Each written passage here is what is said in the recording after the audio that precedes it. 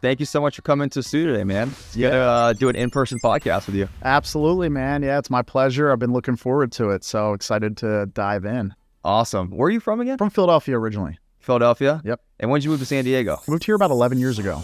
11 years ago? Yep. How you liking in San Diego? Love it. Never want to leave. Basically love everything except for the politics. But, you know, hey, what are you going to do? Yeah. If that's the only loss, then it's a gain. So why'd you decide to move from the East Coast to the West Coast? actually, I was following a girl. So I was dating a girl on the East Coast. And so I was coming to be closer to her. Long story short, that relationship actually ended before I made the jump out here, but I had all of the things lined up, job, house, everything was all lined up. You know, I just knew that for me to get to the level that I want to get to in my life, I need to step outside of my comfort zone and experience some new things. And so it was the best thing that ever happened. Cool. So San Diego's been a blast. What do you think you enjoy the most about being in real estate? You know, as much as there's a lot of similar things that you're doing on a day-to-day basis, every day is wildly different. And, you know, I'm sure you know, I mean, it's like conversations are different, you know, the experiences, the process, the transactions. I've only been in real estate for the last 3 to 4 years. And, you know, I've talked to countless people who've been in it 20, 30 years, and they're like, I'm still learning things today. You know, I really like that about real estate. I like, you know, how it helps me expand my mind, gets me more creative. And really my wheelhouse is in talking to sellers and negotiating. I just love communicating and talking to people, and sitting in an office all day, like doing the same humdrum thing is just boring to me. It's it's not my thing. Your handle on social, like Chris closes your deal, right? Yep. Yeah, exactly. That was actually given to me by Pace Morby, actually. You know, he called me that in one of the Zooms we were in, and then it stuck, and it's like, why not brand it? Yeah, that's awesome. So what's your background, what's your story, and how'd you end up going from Philadelphia to going into real estate? Yeah, man, that's a great question. You know, growing up in Philly, you know, Philly's a real blue collar town, you know, so my parents really instilled a lot of work ethic into me. My mom was actually in real estate. She was a real estate agent, just a residential real estate agent for about 14 years. Interestingly enough, it just drove her absolutely crazy.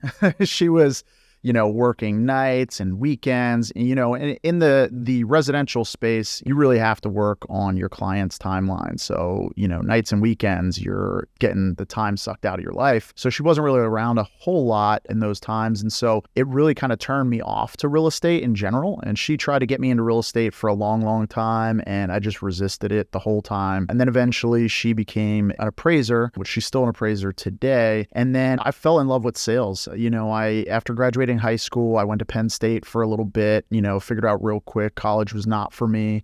School in general was not for me. I was able to do what I needed to do, but I was just not excited about it. So I took some time off of school. I fell into a sales job where I was actually going door to door in businesses, and we were selling like all types of little like $3, $5, $10, $20 things, products that were like licensed from like Vivitar or Samsonite or, you know, Disney and things like that. And so I moved all up and down the East Coast doing that, you know, probably spoke to 250,000 people in the year and a half that I was doing it. And that really just taught me everything I knew about sales at the time, as far as like grinding, just communicating with people, gave me a lot of confidence. It really just changed me as a person, really gave me a ton of confidence. And ever since then, I mean, I've been doing sales for 25 years, and probably my best sales job was with a company on the East Coast in Philly, a home remodeling company. And that was kind of one of my first really like insights into what real estate could be, but just not on the actual selling houses side of things. It was just like understanding the remodeling aspects of it. And so I was going in, doing quotes and selling people, you know, windows, siding, roofing, all that stuff, you know, really started to grow into like a management position. And then shortly after that is when I ended up moving out to San Diego. And then ultimately, I had an opportunity to get a position at Fortune Builders. So, you know, they're here in San Diego. They were, I'm not sure if they still are, one of the largest real estate investing education companies in the country. And it just seemed like, you know, God was kind of like orchestrating these steps of like, hey, you've got all of these different pieces of the puzzle as far as like sales experience, home remodeling, you know, all these different pieces. And it just kind of culminated to leading me to real estate investing. So I started working for them. I was with them for about a year before COVID happened. And then they ended up having to lay off pretty much everybody. They had about 570 people and laid off at least 70% of the staff. While I worked really hard to get that job and I was like super excited about that company, I loved what I did. Arguably, that could have been the worst thing that ever happened, but everything happens for a reason. And it turned out to be the best thing that ever happened, and because with everything that was going on with COVID, the unemployment that I was able to get was basically full-time pay without the work. And so there's no better time to start a business than when you're in that position. That opportunity doesn't come around often. And so, it would have been a fool not to seize that opportunity. And so me and my buddy who was working at Fortune Builders as well, he was there for like a decade, we decided to go into business together and we started flipping houses and just never looked back. That's funny how you resisted your mom the whole time because you saw a different side of real estate. You only saw one side, and that's residential sales, which is totally different than the actual investing world. Yeah. Oh, yeah. And that's the thing. It's, I think if there's anything that I learned from that is, you can't really view something just through one singular lens. You really have to get a better understanding of what it is that you're saying no to before you really say no to it. And, I'm glad I did say no to being a real estate agent because that wouldn't have been the life that I wanted to live. And I know a lot of real estate agents, a lot of successful real estate agents, but, in the grand scheme of things, most real estate agents are living paycheck to paycheck. Some of them have to have second jobs just to be able to eat in the first few years.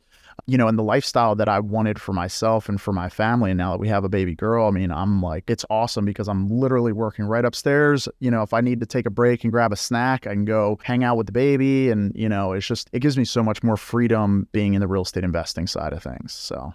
And what do you think is your main focus today, right now? Man, that's a hard question because, in some respects, I feel like when we first got started, we were primarily just doing wholesaling, really because COVID was going on. We didn't know what was going on with the market. Everybody had their own crystal ball. And who do you listen to? Yeah, the market was going up, but there was just a lot of unknowns and uncertainty. And really to mitigate risk, we focused on wholesaling to start. Our goal has always been to build a multitude of companies. And so basically bolting on other components within the real estate space where we can leverage those all together to grow them all collectively. And so as of late, we've really transitioned from wholesaling primarily to doing fix and flips, to doing creative finance, buy and holds. We're doing wraps, basically holding the notes, which is great because, that reduces a lot of your risk. You don't have all the downside of having to manage the asset, manage tenants and things like that. We're also building an education company. So, we have a YouTube channel, Real Estate Investing Made Easy, where we want to provide real estate investing education free. There's countless companies out there that sell that education for $30,000, $40,000, $50,000. And the reality is, if you have access to the internet, you can learn all this stuff for free. And so we want to share what we've learned over the years for free, build that company. We also do some marketing, and then we are now looking at possibly acquiring an RMLO to just add that to the component of what we're doing with wraps and seller finance. RMLO? It's a residential mortgage loan originator. Oh, okay. Yeah, so an underwriting company and loan origination company. So we're in discussions for that. And then the other thing that we just recently got involved in is syndications. So we partnered up with Groundswell Assets. So we're working out all the final details of myself and my business partners becoming managing partners of Groundswell Assets to do some commercial syndication deals, multifamily. Yeah, man, we've got a lot of irons in the fire. So, it's a lot of spinning plates. Yeah. My brain definitely works a little differently. If I had that many things in the fire, I would not be able to focus on one thing. I got to have one or two things I focus on, or I just freeze the whole day. But good for you, man. That's great. I feel the same way a lot of times. And quite honestly, it really just comes down to leveraging the experts and the team around me. I have a great team of guys, that are all really motivated and hungry, and they all see the vision that we're trying to create and the brand we're trying to create. And I think having the right people around you is really, really important, the same way, you built your company. So do you have multiple partners or just one? Yeah. So currently, on paper, there's one partner. We're in the process of bringing on, a couple of the guys on the team. We're going to be growing them into partner roles as well and offering them. Nice. So, and when you were first getting into real estate, when you first kind of got laid off from Fortune Builders, what was your first move? What did you first do when you didn't have a W-2, but you still had the luxury of having that unemployment income, but what was like your first strategy, your first plan of action when you were like, I'm going to start my own business now? Yeah. So, we knew one of the things about Fortune Builders is they taught a lot of things around that are good methods of marketing, but are just a little bit dated, like direct mail. And you can still make money using direct mail. I know plenty of people that still use direct mail and make good money doing that. Bandit signs, San Diego bandit signs, not exactly, the best way to get a deal. But again, I know people that use those and some of their best deals come from bandit signs. What we wanted to do is really, my business partner, Christian Weatherspoon, he was there for a decade, and he really had a passion for technology, and same thing as me. And so we wanted to leverage technology and use newer school tactics to try to get direct to seller. At the end of the day, we didn't want to be buying from wholesalers. We didn't want to be, have middlemen in the process, right? Like I knew with my experience in sales, I can talk to sellers, I can talk to homeowners. And so we wanted to basically create a direct to seller business model where we could get right in front of them, have the conversations, build the rapport, educate them on the market, what the market's doing, what the value of the properties really are, and why the offers need to come in at where they're at in order to solve the problem that they're trying to solve. And so we really focused on text message marketing. We leveraged a platform called Launch Control, which, we have a whole training series on Launch Control on our YouTube channel. Our training series came out before Launch Control's training series actually even came out. We really started doing that. And we actually built two businesses side by side. And so while we were texting for ourselves and trying to generate our own leads and do our own deals, we knew that we had a skill set in text message marketing. I literally spent 8 to 12 hours a day sending text messages out all day long. That's all I did. Like you manually? Manually, not on my phone, but using Launch Control. Like on the computer? Platform. Yeah, on the computer. And basically what we did was we built a company where we would market for other real estate investors. And really, it gave us a leg up because it gave us a lot of data. It wasn't just our own texting that we were testing and measuring. It was all of these clients that we were texting for. So we were able to see their data in those markets as well. And it also gave us the ability to offset our own marketing costs. So really, our business was able to grow in a way that not a lot of others could because our marketing overhead was $0. What was the most profitable deal you've ever done? We wholesaled a deal in Cardiff and we ended up making $230,000 on the deal. And we even got our agent paid $10,000 for doing absolutely nothing on the deal. Wow. What's the backstory behind that one? Yeah. So that one, it was, one of the things that we leveraged for marketing was absentee owners, hired landlords, basically. This seller, he bought the property like 30 years ago for like $30,000. He had tenants in it for the last 30 years. And they were paying, I want to say they were paying like $13.50 a month in Cardiff with ocean views. Insane. Like insane. Absolutely insane. And, but the house was just really run down. It needed a lot of work, it needed full renovation. So we actually sent out a text message. And this particular guy, the first text message we sent out to him was, I think, April in 2021. He wasn't ready to sell at the time, but he expressed that he would consider selling at some point in the near future. So we put him in an automated follow-up sequence where literally hands off, the system does the text messaging for you to follow up. And that's really what we've been able to develop really well is automated systems that, take us out of the follow-up, but still create the feel of like a human follow-up. And so we followed up with him. And then finally he was like, yeah, I think I'm ready to sell at this point. And then within 5 days of that text message going out and that conversation happening, I was on the phone with him. So we have a conveyor belt system. So the texter texted. Then we had a lead manager who actually got on the call with them, did the discovery call, learned a little bit about the condition of the property and the situation. And then once he had that conversation, he teed it up for me. I underwrote the deal, ran the comps and everything, and then got on the phone with him. And within 5 days, locked it up under contract for $1.17 million. We originally didn't think we were going to make $230,000. Originally, we said, we might be able to make $100,000 on this deal if we're lucky. We locked it up under contract of February of last year, 2022. And you know what the market was doing then. Hot. Yeah. So when we locked it up, 4 days later, we were just reviewing the comps and a new comp had closed and it went for $450,000 higher than the last highest comp that sold. It's insane. So it was just, honestly, it was luck.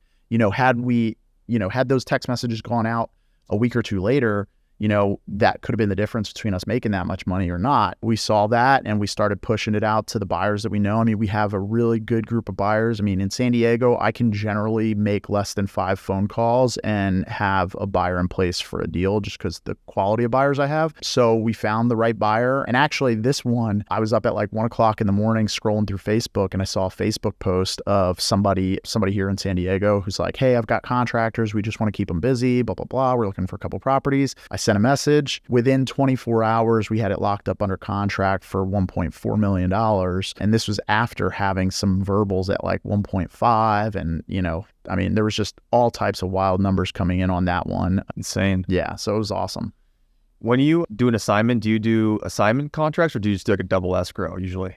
So it depends, obviously for anybody that's listening that doesn't know, there's pros and cons to both ways, right? With an assignment, you have very minimal costs because you're literally just, the analogy I use, it's like if you and I were going to go to a really expensive restaurant, you had to pay a reservation fee. It's like me basically hitting up somebody else and saying, hey, I'll sell you my seat at that reservation. Just give me, $200, and then you go to dinner and some random dude shows up and you're like, what the heck's going on? It's like, oh, Chris just sold me the seat at the table, right?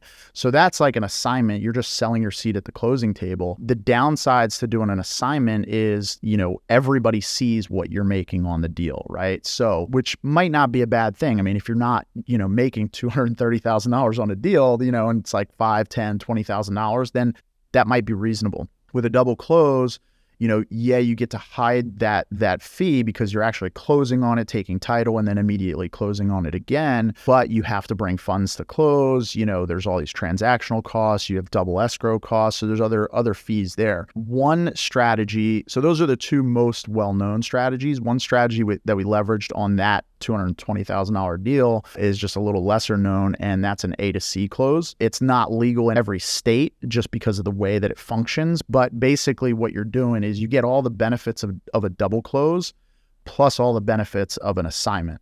And so what you're doing is you're taking the end buyer, bringing them to close, and you're just running concurrent escrows. You're actually closing the second transaction before you close the first transaction, and then escrow is taking those funds and immediately moving those over to close the first leg of the transaction.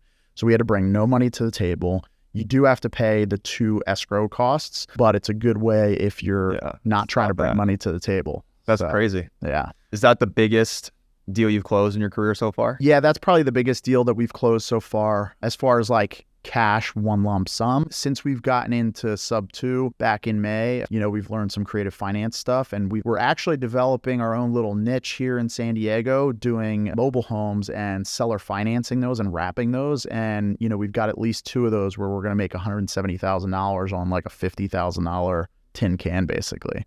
Wow. So yeah, it's pretty interesting. I hope you're enjoying the show. Thank you so much for taking the time to listen. I hope you're getting value out of it. If you don't mind doing me a quick favor, if you could leave me a 5-star review and subscribe to my channel or the podcast, I would greatly appreciate it. I'm trying to reach more amazing people like yourself on the world of real estate so that you can get out of the system and live the passive income lifestyle and do what you want whenever you want. How are you doing that? So basically, it depends on the particular deal, but for most mobile homes in San Diego, I mean, if they're in rough condition, you can get them for about $50,000. And in San Diego, there's maybe 4 people that are even touching mobile homes, fix and flippers, and they're not doing enough volume to really get in the way. I've literally never been positioned up against another buyer on any of these mobile homes that we're doing. And so what we'll do is we'll get under contract, like the most recent one we just closed last week. So we got under contract with the seller for $50,000. And we basically did a novation agreement, which I'm not sure if you're familiar with novations. I think it's bigger in the commercial space, but we did a novation, right? Because with mobile homes, you're actually working with the DMV. Can you explain a novation for the people who don't know? The simplest arrangement is basically it's like a joint venture partnership. It's like if you're the seller, I'm just partnering with you. I'm committing that I'm going to get you X amount of dollars for the property. And then when it's all said and done, anything above and beyond that, I get to keep. And then the way we typically typically structure it is any closing costs, repair costs, any of that stuff comes out of our side of the transaction. So you at least have a guaranteed number that you walk with, but you own and, you still own the house or the mobile home in this situation until it goes all the way through to the finish line and we just sell it to an end buyer.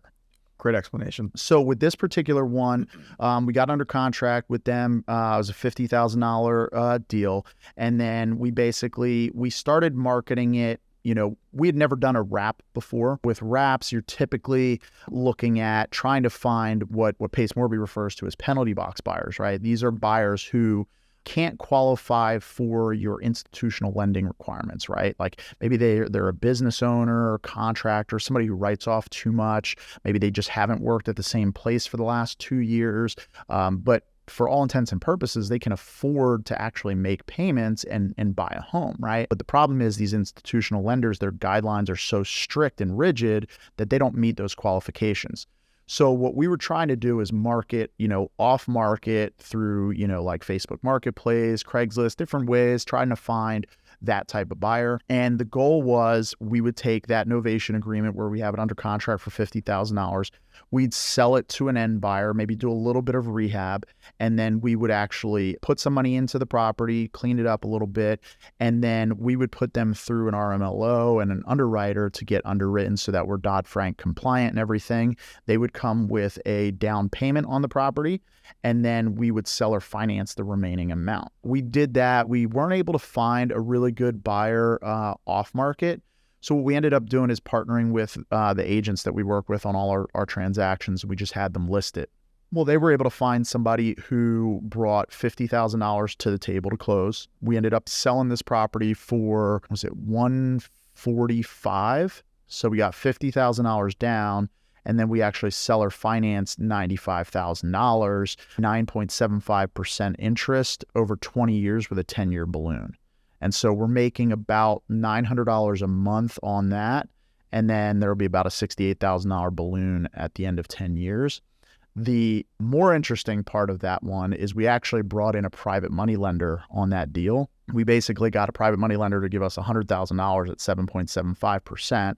And we took that, cashed out the seller their $50K, pocketed $50K to invest into some other things. And so we actually got an extra $50K through the private money lender. And then out of the note, we're just making the monthly payments on the interest only loan to him over the term. So It was a way for us to get access to additional capital, secure him against the property, get the whole deal done in a way where we were able to make a good chunk of money.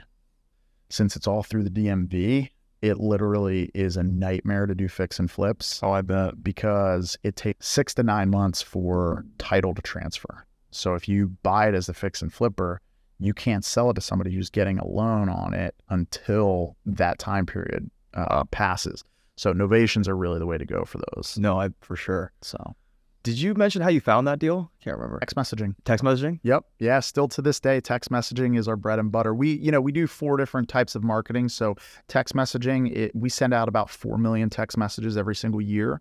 4 million? 4 million. Yeah. Wow. Yeah. There's, in Pace's group, I'm, not only am I in Subtube, but I'm also a mastermind student and pretty big leader in that community. And, I got on recently with Cody Barton, which is Pace's partner, and did like a whole training and education on text message marketing because there's really not a lot of people out there doing the volume that we're doing, especially considering it's not really mass texting. It's literally one text message per click. So there's some other like creative ways you can make it send out more, just by like programming your mouse's scroll wheel to be the click button, and then you just spin the wheel and it's like click, click, click, click, click. So there's some little tricks that we use to like accelerate that. But yeah, I have yet to speak to anybody that's sending out the massive texts that we are. And what's that software you use for the auto texting? It's Launch Control. Launch Control? Yep. Yeah. And we have a whole training series on our YouTube. Like I said, we have some different programs. We actually will build out your Launch Control to mimic our Launch Control with all the templates and everything like that. So yeah. So much does it cost to use that? So they've raised the prices recently. They have 3 different tiers. I want to say now it's somewhere between $600 and $1,500 a month. We're on the highest level package, which is a pro account, which is about $14.97 a month. We actually have 3 of those accounts. How many leads are you getting a week with like your marketing? So in February, we generated just from our text messaging, we got about 165 leads. And that's like across the country? That's in the 3 markets that we're currently marketing. And that's San Diego. Yeah, San Diego, Indianapolis, and then the entire state of Florida.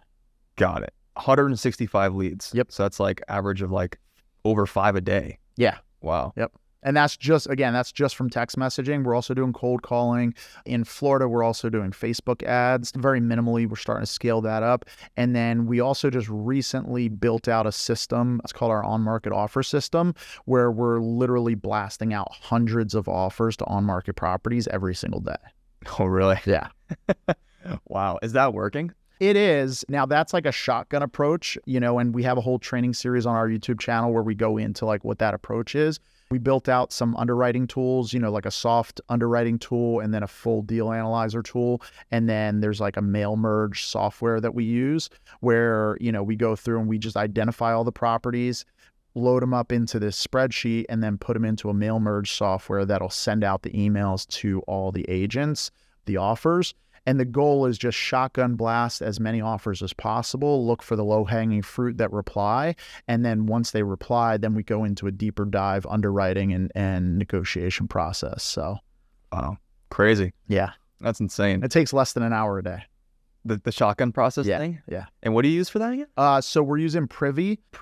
Privy is a really good tool to find deals, find buyers. It's great for on-market stuff. But you can literally use Privy, or you could use the MLS. You can use Zillow if you want to find these on-market deals. The software that we're currently using to blast out the emails, it's like Mail Meteor. It's just a simple mail merge software for emailing. So it's pretty easy to do. You guys ever do like cold emails too, or no? No, not really. If you look at my phone, how many unread emails are there?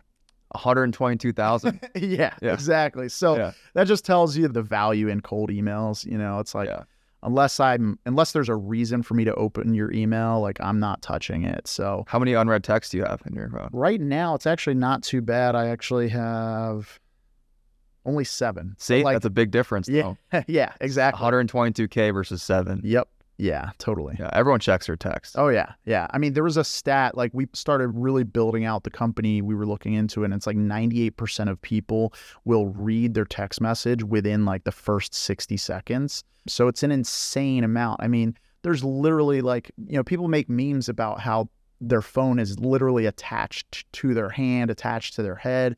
So, there's just no quicker response method of marketing out there. Yeah. So that's been your best method. Oh, yeah. Yep. Got it. And it's our lowest cost per contact. And the big benefit of using, is it Launch Control? Launch Control is instead of using like your phone for iMessage or whatever, is because the automation of it, that's the really important part. Yeah. So, I mean, if you're using your phone or even your computer and going into iMessage from your computer, I mean, you have to manually do everything. The great thing about Launch Control is you build out all of these initial templates, and then they have what they refer to as spinner tokens, where it'll replace, it'll take like one word. Like, for example, if it's like, hey, how are you doing? You could have it say, hey, hi, hello, and then every message, it'll alternate between those. So the whole purpose of that is to beat the spam blockers from the carriers. So it has all these little tricks to kind of get the deliverability rate up. Most other texting platforms, you're going to see about a 60 to 75% deliverability rate. With Launch Control, we're seeing like 90 to 95% deliverability rate. And then, we have anywhere from, 10 to 20% response rates. That initial message, having that templated out is great. You also have quick replies that you can build in. And so we build out all of these customized quick replies that are categorized. So if somebody says not interested, there will be 3 different variations that our VAs can choose from to reply to that not interested.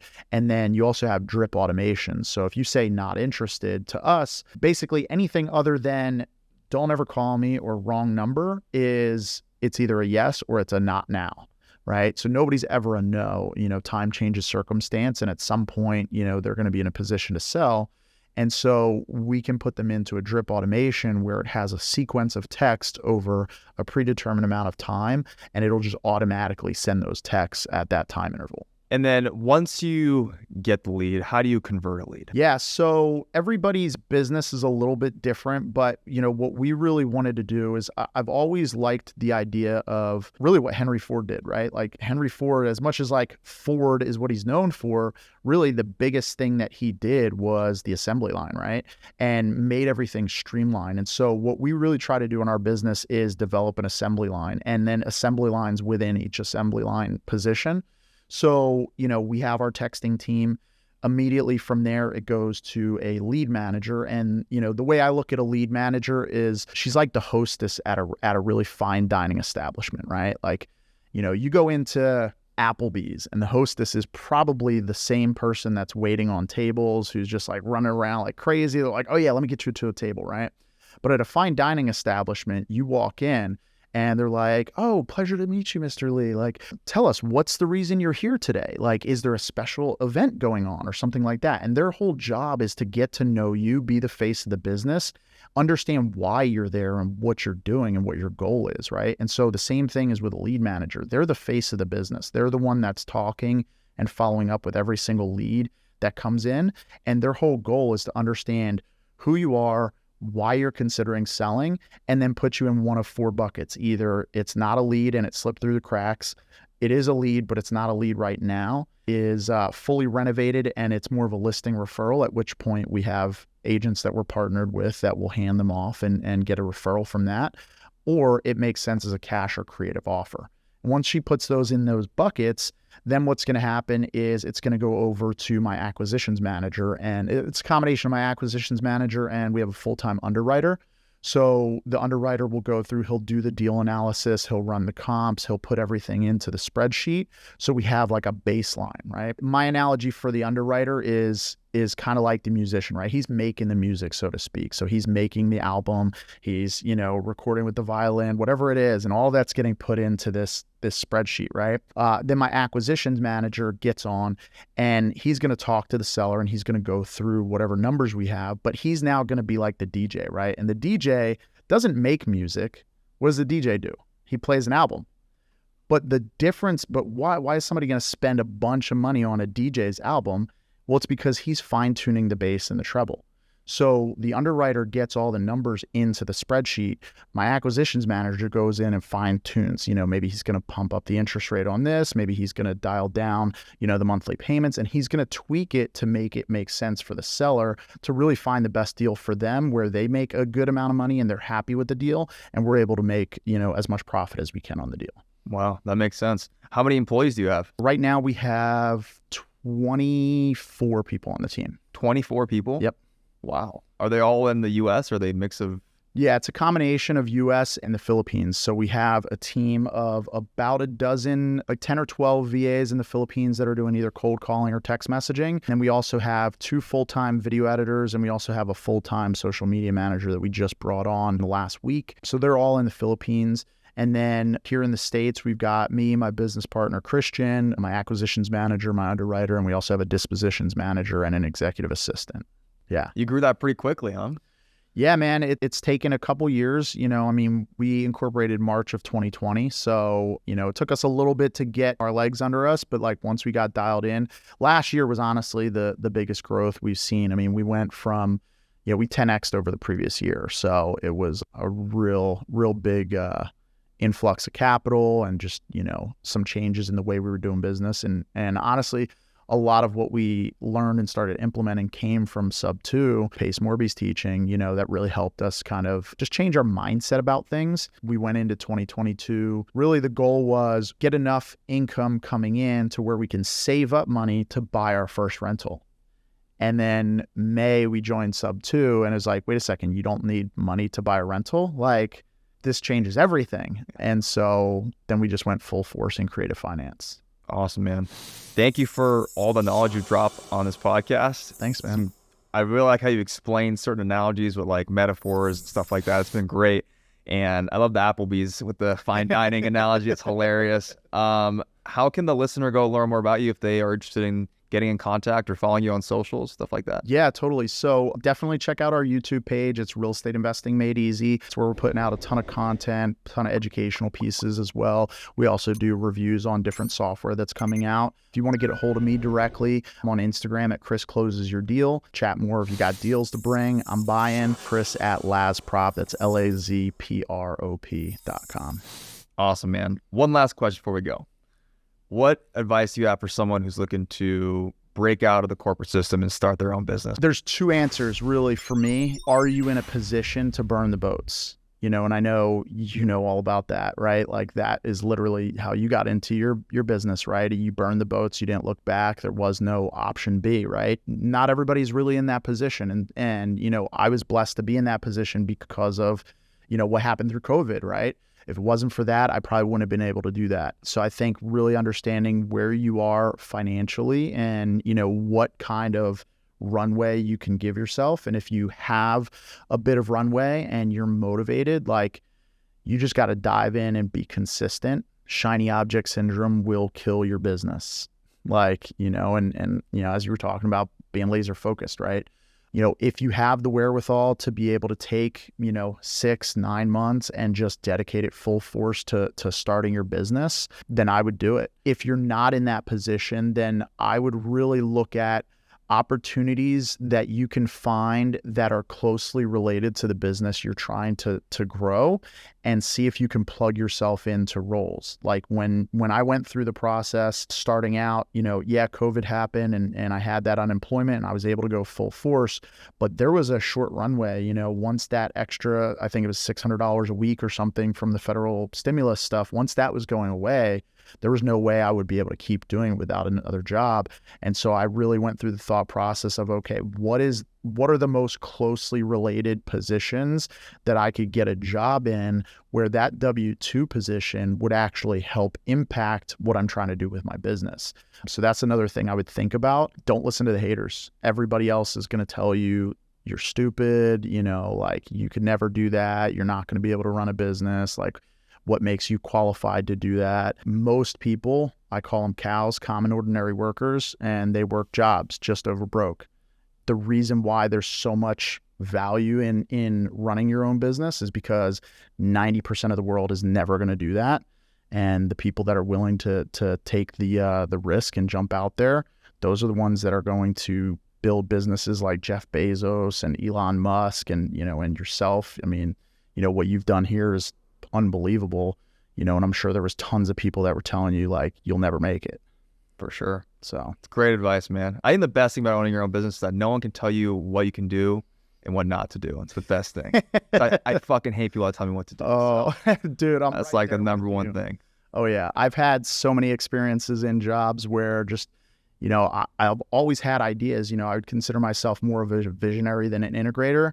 And, like people, when you're underneath somebody, like they generally don't want to hear your opinions or your ideas, unless they're open-minded and they like growth, but yeah, man, I love the same thing. That's awesome. Chris Deal,